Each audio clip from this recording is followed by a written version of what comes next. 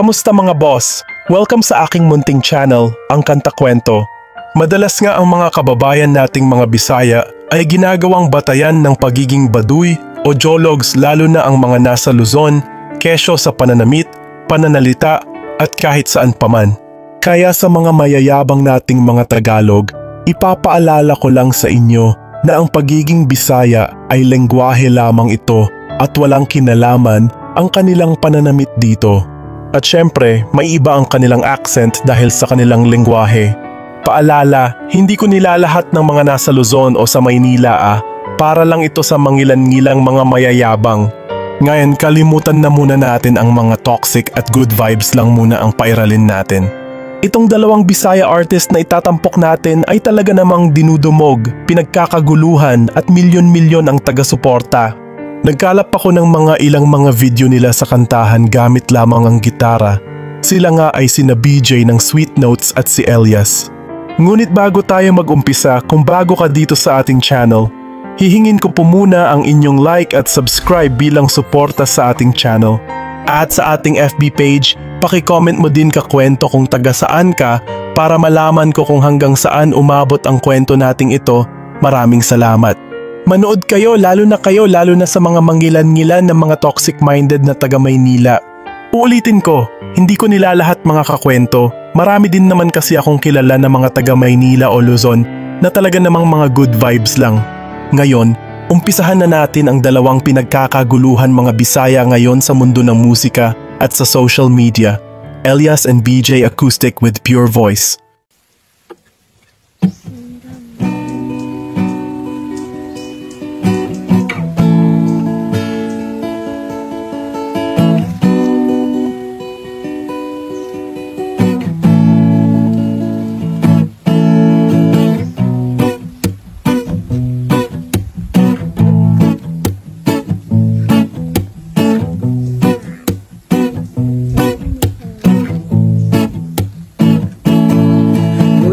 Magkaisip ay nagisnan ko ang problema, hanggang sa kasalukuyan akin pang nakikita.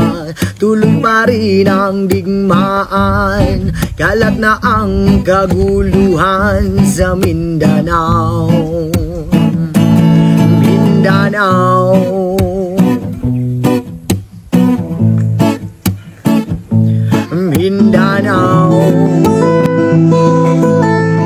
Nang isilang ka sa mundong ito, pagkintuwa ng magulang mo, ang kamay nila ang iyong ilaw. Sana di napupuyat ang iyong nanay sa pagtimpla ng gatas mo. Sa umaga na may kalong ng iyong amang tuwang-tuwa sa'yo.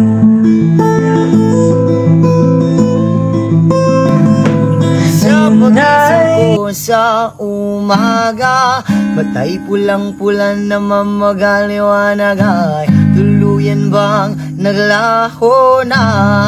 Tuluyan bang naglaho na ng kadiliman, kabaliwan? Wala na bang katapusan? Ang dumi ng isip ko hindi na ba mahuhugasan?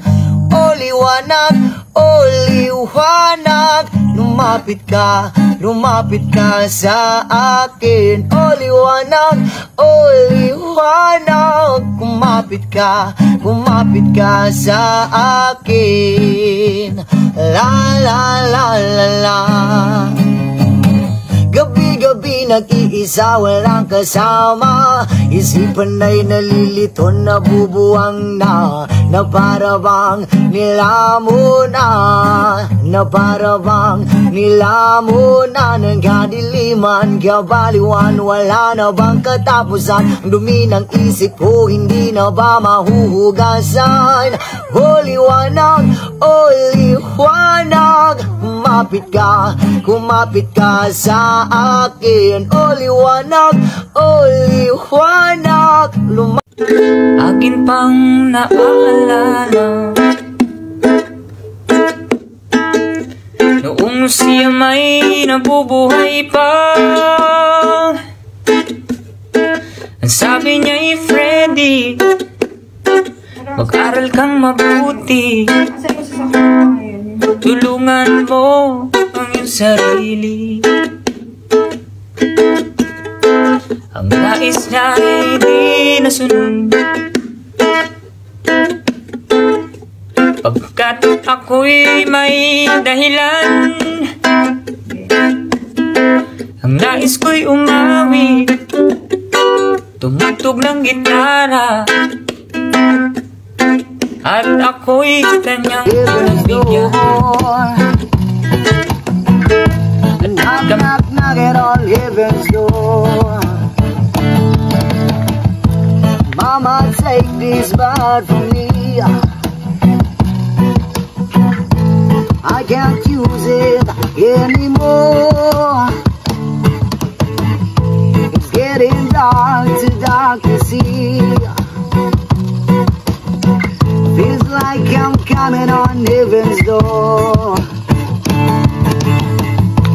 Knock, knock, knock it on heaven's door. Knock, knock, knock it on heaven's door. Bakit nagkaganon ang sagot sa tanong ko? Bakit kayo nagkagulo? Bako'y nire-respeto. Kung nagtulungan kayo, di sana magulo ang bayan ko.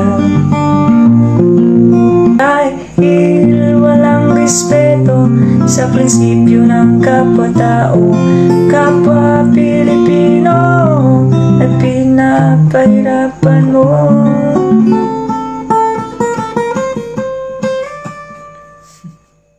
Ginawa ko lang itong video ito para lang ipakita sa mga tao na mag-isip tayo mabuti sa ating mga aksyon at maging mapagpakumbaba lamang sa ating mga kapwa.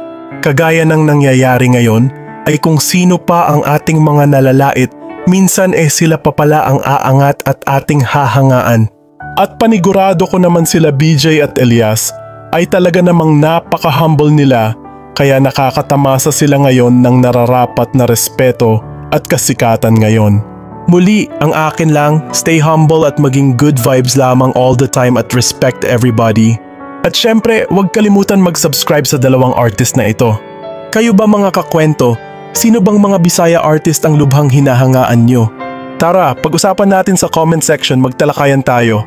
At muli, kung bago ka dito sa ating channel, hihingin ko po muna ang inyong like at subscribe bilang suporta sa ating channel. And sa ating FB page, paki-comment mo din kakwento kung taga saan ka para malaman ko kung hanggang saan umabot ang kwento nating ito. Maraming salamat. Sana mga kakwento ay mag-join kayo sa ating membership. Ito'y 25 pesos lamang upang ma-access nyo ang ating mga special emoji para sa comment section at mga early access sa ating mga content at marami pang iba. Salamat na agad mga kakwento, salamat sa pagsama sa akin hanggang dito sa dulo ng ating kwento. Muli, ito ang kanta kwento na nagsasabing, mabuhay ang talentong Pilipino.